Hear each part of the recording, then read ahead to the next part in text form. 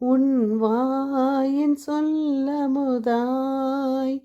எந்நாளும் வாழ்ந்திடுவேன்.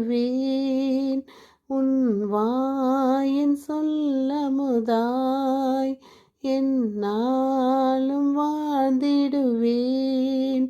நல்வாழ்வு நல்கும் வார்த்தையெல்லாம் நானிலம் முழங்கிடுவேன். என் இயேசுவே உன்னை நான் மறவேன் மறவேன். எந்நாளும் உன்னருளை நான் பாடி மகிழ்ந்திருப்பேன். என் இயேசுவே உன்னை நான் மறவேன் மறவேன். என் இனிய உறவுகளை, நாம் இன்று 15/11/24 இருக்கின்றோம். தூய ஆவியானவர் என்றும் நம்மை வழிநடத்தி வருகின்றார். அன்னை மரியாயின் அரவணைப்பில் நாம் தொடர்ந்து வாசித்து கொண்டு வரும் சங்கீத தொடர்ச்சி 55, 10, 11, 12. இன்றைய நீதிமொழிகள் 27, 13, 14, 15. அந்நியருடைய கடனுக்காக பிணையாக பொருட்களை வைத்திரு. ஒருவருடைய கடனுக்கு ஒருவருடைய விட்னஸ் போடணுன்னா அவங்கக்கிட்டேருந்து ஏதாச்சும் ஒரு பொருளை நம்ம வாங்கணுமா? பாருங்கள், பைபிள் நமக்கு அழகாக எடுத்து சொல்லுது. நாம் ஆனால் அதை கேட்க மாட்டோம். இன்றைய வாசகம் 2 யோவான் 4:9. போதனையில் நிலைத்திருப்போரிடமே தந்தையும் மகனும் இருக்கிறார்கள். இன்றைய தூய நற்செய்தி வாசகம் லூக்கா 17:26-37.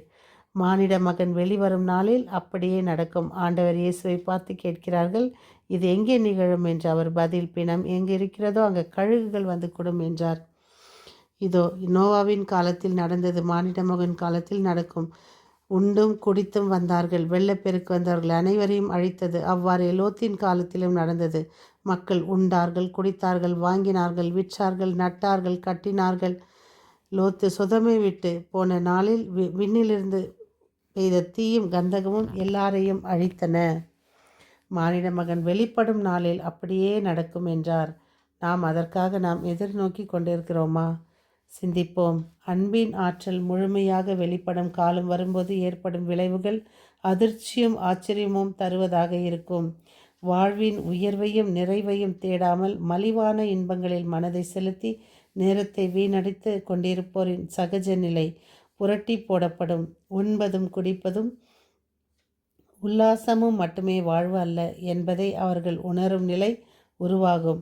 அன்பும் பரிவும் இரக்கமும் காட்டி பிறருடைய வாழ்வுக்கு வளம் சேர்த்து வாழ்ந்தவர்கள் உயர்வையும் உன்னதத்தையும் பேரின்பத்தையும் சுவைத்து பெருமகிழ்வு கொள்ளும் காலமாக அது மலரும். தொலைநோக்கு இல்லாத திட்டங்களும் செயல்பாடுகளும் குறுக்கு வழியிலான உடனடி இன்பங்களும் ஆபத்தானவை, தீவிர மறுபரிசீலனைக்கு உரியவை.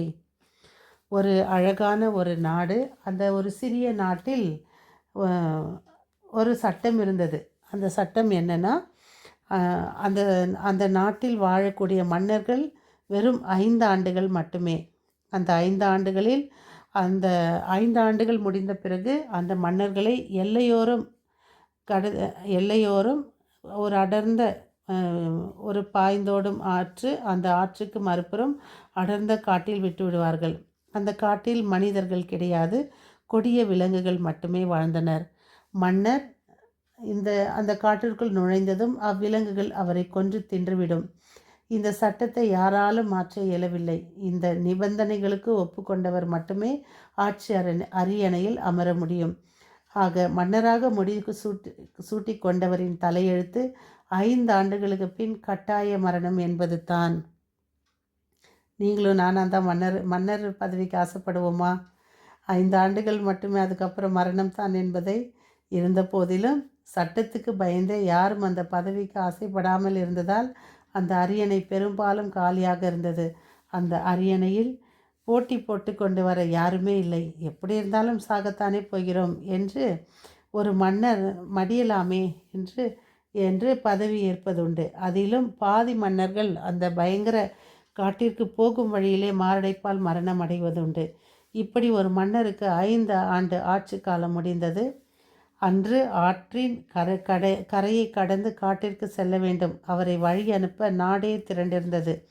மன்னர் வந்தார். அவருடைய சிறப்பான ஆடைகளையும் சிறப்பான நகைகளையும் அணிந்து முடிசூட தங்க வாளேந்தி வைரங்கள் மின்ன மின்ன மக்கள் முன் நின்றார்.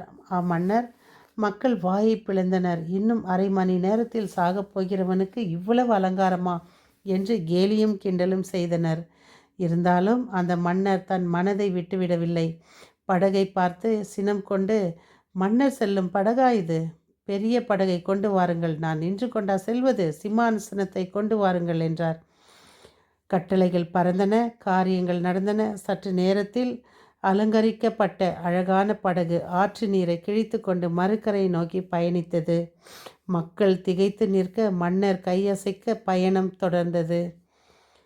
இதில் மிகவும் அதிர்ச்சி அடைந்தவர் படகோட்டியே. காரணம், இதுவரை அவர் மறுக்கரைக்கு அழைத்து சென்ற எந்த மன்னரும் அங்கே மகிழ்ச்சியாக சென்றதே இல்லை. அழுது புலம்பிக் கொண்டு தான் செல்வார்கள். எனவே இவற்றையெல்லாம் பார்த்து வாழ்ந்த அவன் பொறுத்து கொள்ள முடியாத படகோட்டி, மன்னா, நீங்கள் எங்கே செல்கிறீர்கள் தெரியுமா என்று கேட்டார். மறுக்கரைக்கு செல்கிறேன் என்றார் மன்னன். அங்கே சென்றவர் திரும்பவும் நாட்டிற்கு வந்ததில்லை தெரியுமா என்றான் படகோட்டி. தெரியும், நானும் திரும்ப இந்த நாட்டிற்கு வரப்போவதில்லை என்றார் மன்னர். பின்ன எப்படி உங்களால் இவ்வளவு மகிழ்ச்சியாக இருக்க முடிகிறது என்று கேட்டார் படகோட்டி.